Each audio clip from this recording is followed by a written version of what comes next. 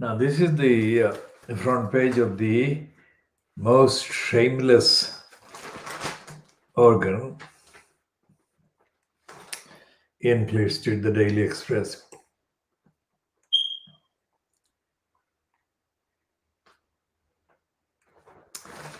And on page 2,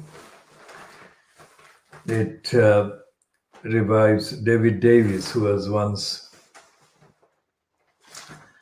supposed to be the candidate for Labour leadership of the Conservative Party.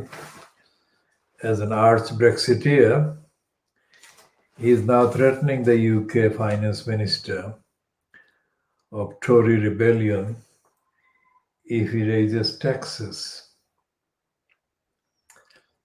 And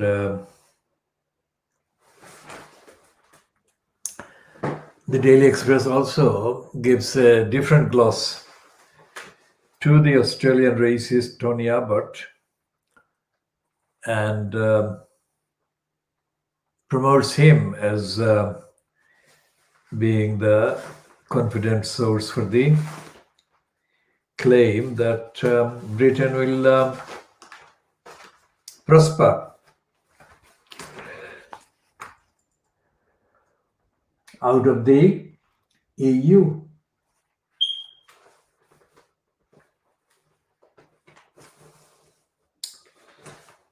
And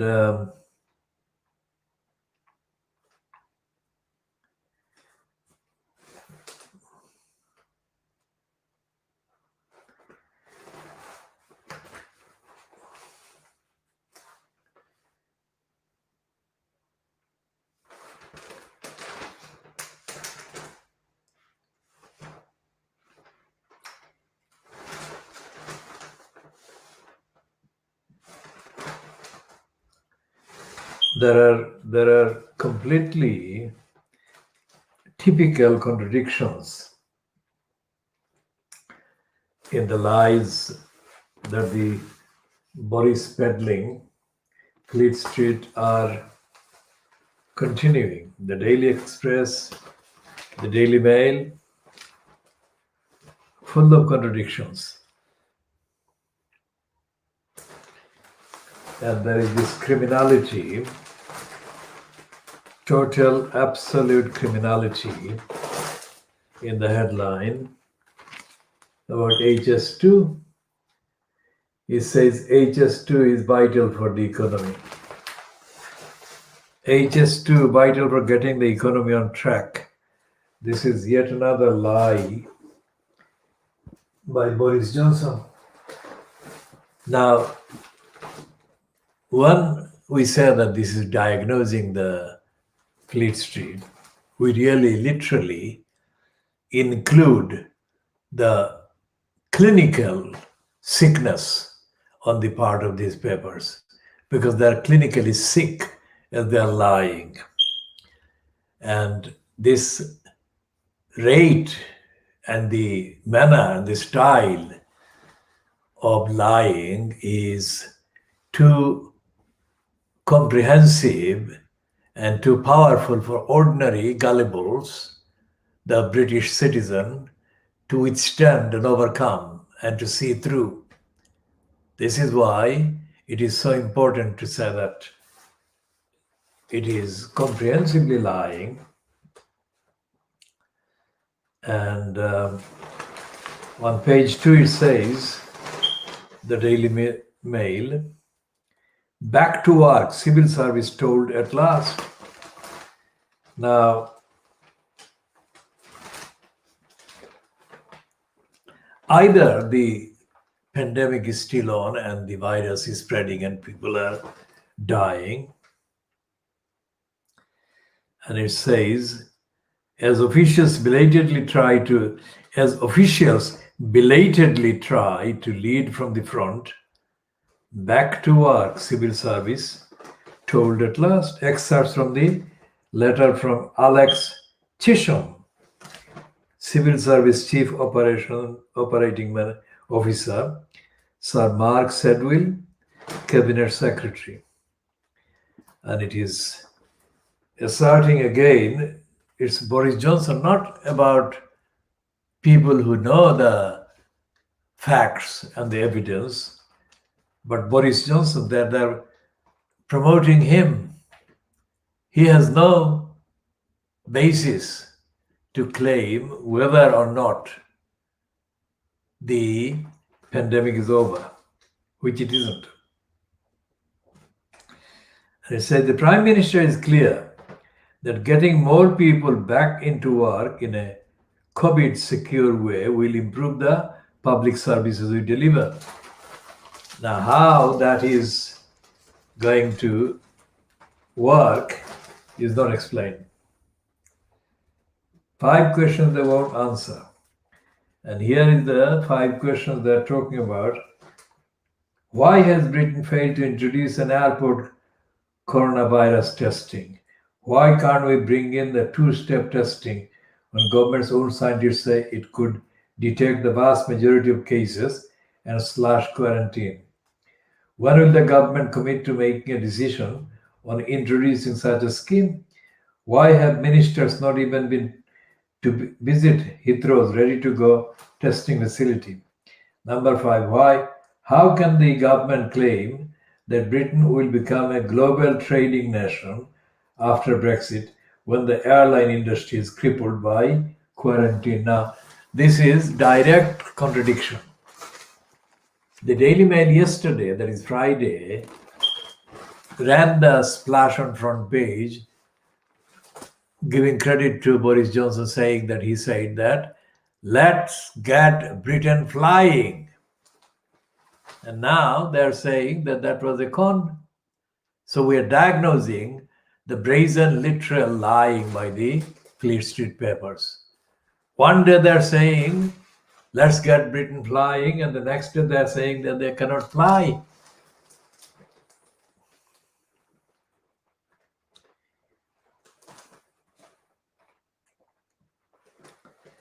And it is full of contradictions and lies, or pages and pages and pages,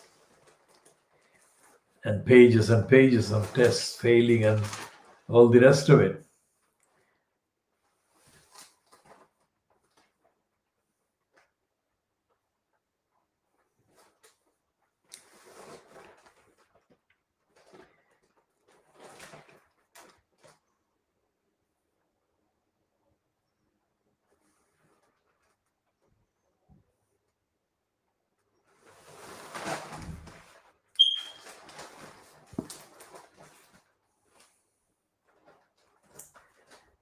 And then there is the 2-page spread for the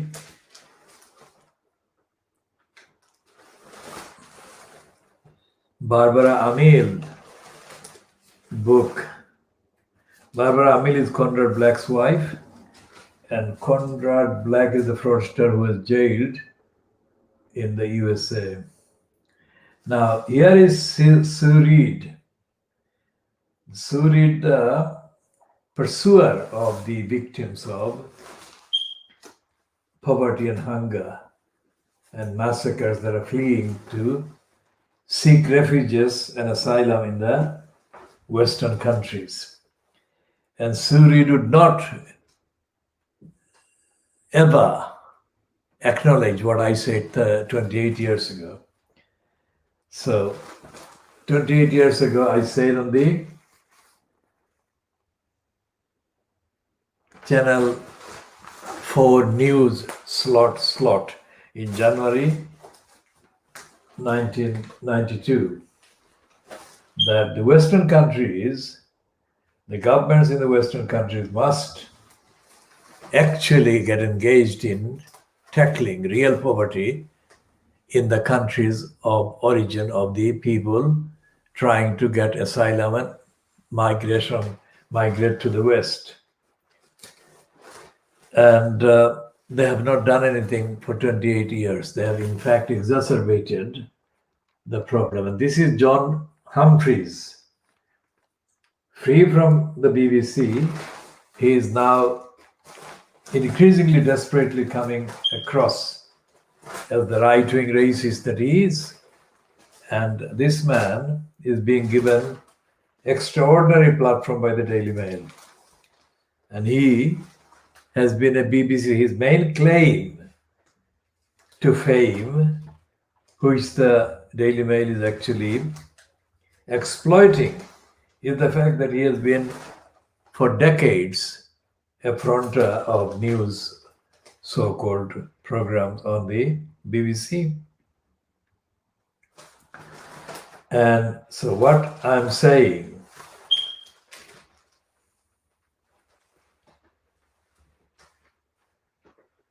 is the Daily Mail, the Daily Express, the Sun. I haven't seen the Sun today, but it won't be any different at all. Is that the Daily Mail and the Daily Express and the other Brexiteering, Johnson peddling liars are peddling Johnson and the lies, and despite the fact that they're doing so by contradicting each headline with the next one. On the one hand, they say that the civil service must be brought back to work, and on the other, they're saying that there are so many failures in the system of checking and in the system of quarantine, in the system of counting, and other routine list of inefficiencies, failures, acts of negligence, and the operation of the sinister herd immunity. So, Fleet Street is not telling the British public the truth about what is going on. It's completely assuming that the people would undertake and have the ability, the energy, and the resources to undertake a parallel investigation, including the examination of the evidence of all the lies and lying and the cons, which individual people haven't got the resources or the time or the ability or the inclination to do. So the millions of people, hundreds of thousands, millions of people in Britain who kind of pick up these papers are being lied to. And the Financial Times is on Saturday, it's priced £4. Now, who are the people that read the Financial Times and get any information from the Financial Times? Come to that, who are the people that actually read the Fleet Street papers and seek the facts and the truth from the Fleet Street papers? My answer would be that none. No person in the right mind should be doing that. So whoever is subsidizing these papers, including myself, of course, must have another agenda, another reason for subsidizing these papers other than to seek the truth. My reason is to seek the evidence of its perpetration and conduct of perpetuation and aggravation of the denial and the fakery. The Guardian is full of its own brand of contradictions. And it has got from Amelia Gentleman a piece about this Windrush woman, Pauline Wilson, who died in her 60s. And she's talking about Pauline Wilson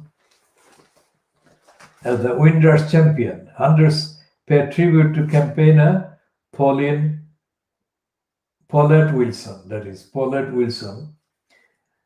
And she's saying the Amelia Gentleman is saying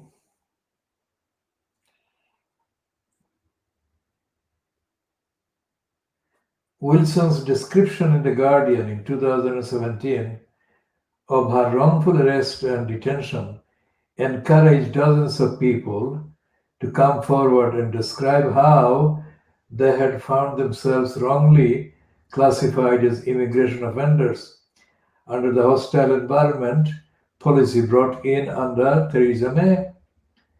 Her decision to speak out helped bring the issue to light and force the government to apologize. Several of those who attended the funeral had also been affected by Windrush related issues. Tracy Wright's mother was told she was not allowed to return to the UK full time after a trip to Jamaica, despite having spent more than 36 years in Britain and raising 3 children here. She met Wilson at a Windrush event. Wilson's daughter, Natalie Barnes, described her mother as an inspiration to many people and said she would continue to campaign for justice on her mother's behalf. Now, this is Windrush, the hostile environment and racism. All of this is after the facts, but here they are hiding the Abbott's racist credential, which is why Boris has hired him as the trade advisor. But they are saying that he's a misogynist, he's a sexist. That he is, but he is more of a racist than a misogynist, or as racist as a misogynist. So they should have said that racist and sexist has been appointed by Boris Johnson. So that's the diagnosis of the Guardian. And as I said, there are literally dozens of pieces contradicting each other in the Guardian as well. And the Financial Times has got, this is the thing that it has got on the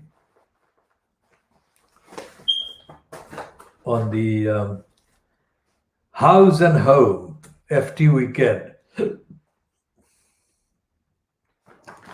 And it is about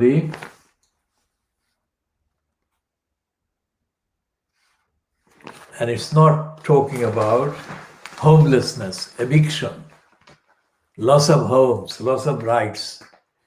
In the previous edition, we talked about Newham Council and said that about council housing will be citing the behavior of Tower Hamlets Council as the main example.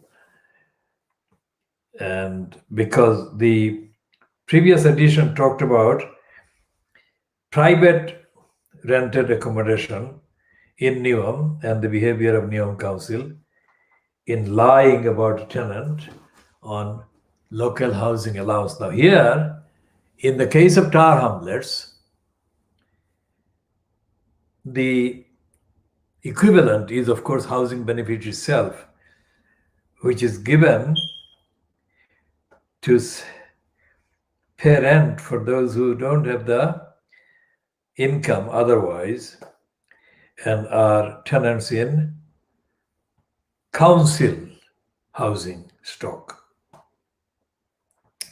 Now, before talking about Tower Hamlets Council housing stock, it is important to reiterate the Tower Hamlets Council was involved in transferring thousands of council housing stock from the control of the council to a gang of thugs called Popla Haque, and the second gang of thugs called Tower Hamlets Community Housing.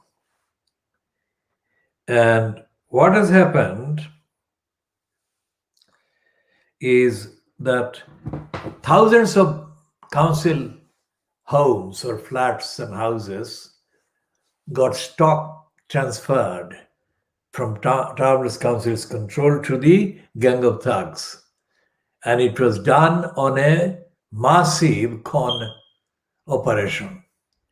The existing tenants and residents were told that the standard of service and maintenance and whatever care that was supposedly available under the control and ownership of these properties by Tower Hamlets Council would continue. They never were designed to continue. The reason for transfer of stock away from the council was not to give the tenants and residents any benefits or entitlements or security or better amenities. The reason was to commit a big act of robbery against the community, against the public's ownership of the properties. And that has more than been openly carried out by the gang of thugs called Propla Harka and the other gang of thugs called Tower Hamlets Community Housing.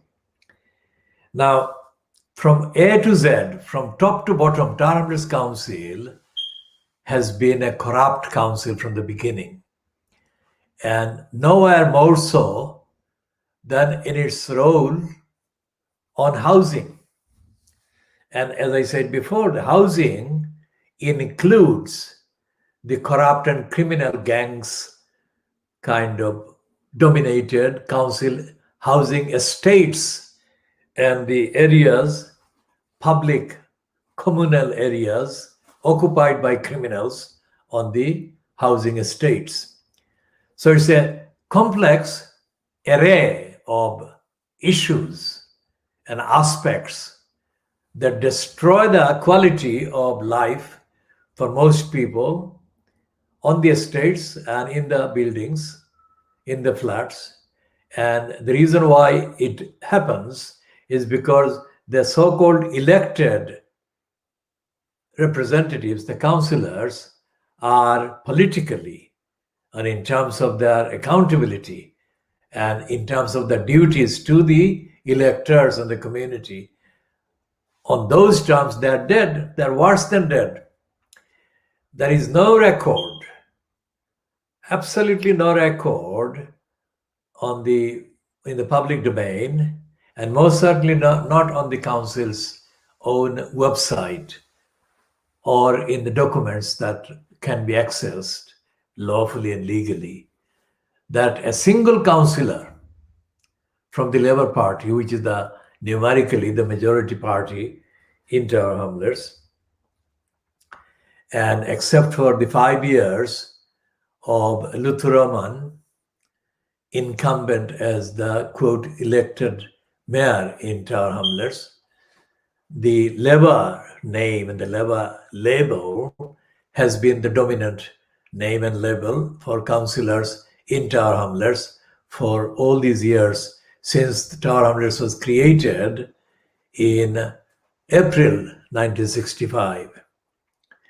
So it is absolutely the duty of the council, as the Labour Party dominated council, to explain why there hasn't been any concern expressed by the Labour councillors against the stock transfer of housing stock from the council control to the Poplar Harka gangsters and the Tower Hamlets community gangsters. So we shall be talking about the rent and the arrears pretext that has been created by Tower Hamlets Council's benefit section employees, the criminals employed in the section, the criminals making the decisions, intentionally making the decisions to withhold paying housing benefit as part of a plot to create a pretext against these targeted individuals whom these liars wanted to show as falling behind in paying their rent. Now, it's important to those who don't understand housing benefit. Housing benefit is an expenditure from the public purse to help the people with no income or not enough income to pay the rent, whatever the rent is. So it's paid. Their rent is paid as council housing benefit. It is never paid to them as cash for them to spend, and they don't spend it. It is paid to the person in the council case, in the person, the section that is controls the collection of rent. So effectively, it is like the legal aid. When they say that legal aid is paid to the criminals or the persons who were represented by the legal law, licensed law traders, the suggestion is, the thrust of the line is that these individuals, the litigants or the defendants, being represented by legally aided licensed law traders in the court system, that these litigants or these defendants often are privately, personally beneficiary of the legal aid. That is not the case. It is not paid to them, and it is not paid to them in any case for them to spend as their income. It is paid in their names to the licensed law trader who alone can claim legal aid for representation.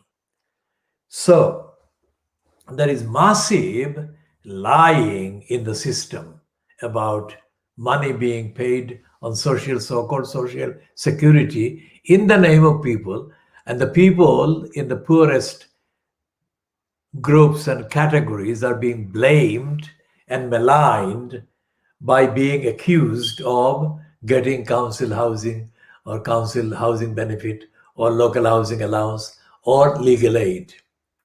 Essentially, there is this narrative which is intentionally intended and created to malign and give a bad image to people who are only entitled to this according to the law. So it's their legal rights, human rights. So again, there is no commentary in the media, in the papers.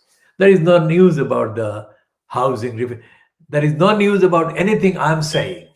There is no content. There is no coverage of what I am saying or I have been saying in these broadcasts or I've been publishing for years and years and years. So the diagnosis of the media is that it's an empty media. And what it does contain, including the Financial Times, is outrageously offensive and irrelevant, inappropriate, and not useful to the people who are in the maximum need. So extrapolate that absence of substance and include the threat posed to the planet by environmental destruction and the threats of war, nuclear war. There is no discussion about any of that. There is no discussion about the need to cut nuclear weapons, the need to cut the arms trade. And most certainly, there is no discussion whatsoever about the world needing alternative economic sources or wealth generating or resource generating sources for the economy, away from the trade in war and massacre and destruction. Again, goes back to the time that I did the writing and the presentation of the slot on Channel 4 News in January 1992. I talked about the whole world economy, of course, not exact words, as I am using now, but the theme was clear. I said that the people in poverty and hunger and famine and whatever other hardships there were in Africa and Asia and seeking refuges in the West deserved the utmost urgent action in their countries by the West, solving the problems of hunger, solving the problems of malnutrition and lack of political democratic liberty and say, so that they would not need to have any feeling to leave their country and go to any country in the West or anywhere else. And for 28 years, all these leaders and all these representatives have failed to pay heed to what I broadcast. I broadcast it on mainstream British television, for heaven's sake. Mainstream British television news program. Because the slot was within the 7 to 8 p.m. local time framework. And the 7 o'clock news was followed by the slot immediately. And that is what they have been ignoring, and that has been on the record, on the files, on the archives. and it is worth trillions, trillions, trillions of pounds and dollars worth of benefit that I have been advocating. The world would benefit to the tune of trillions by saving the need, and avoiding the need for people to seek asylum or refuges, and saving lives. So the newspapers are not ever, Fleet Street newspapers are not ever talking about that. Nor is the BBC, nor is the Sky, nor is Channel 4 News.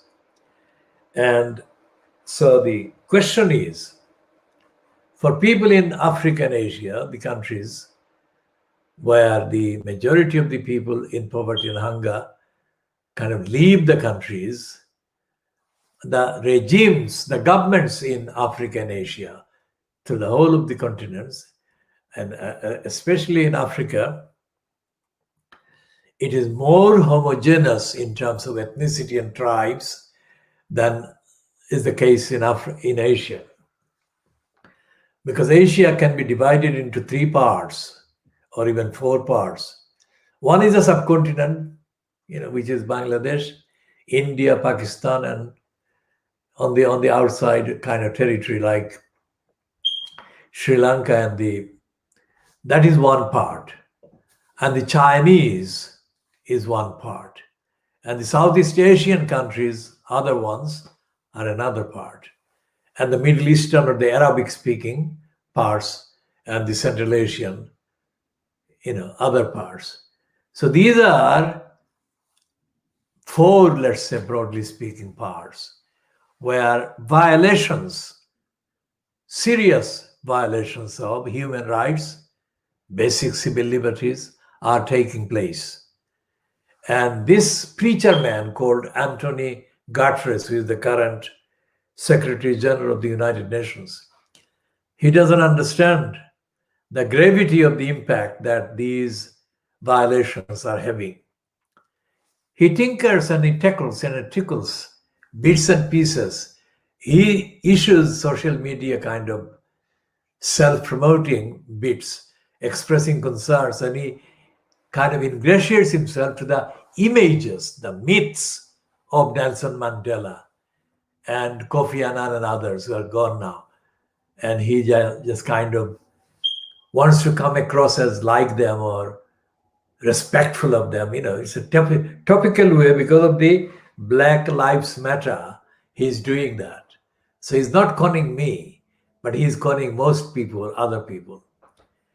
And the United Nations failure is not just confined to the limitations of outlook of this person, Anthony Guterres, but also evident in the brass stupidity of the likes of the professor at New York University, Philip Alston. Alston is not any longer in the post that he held for several years as the rapporteur on extreme poverty and human rights and so forth. But the agenda that Alston followed is an agenda of the status quo. There was no way that he was going to question the creation of poverty. He has no idea about how the governments create poverty and how the likes of Travelers Council create poverty and perpetuate poverty and hunger and destitution. So we shall be talking more about all of these in the next edition. And this is coming to an end at 11:22 GMT on Saturday, the 5th of September 2020.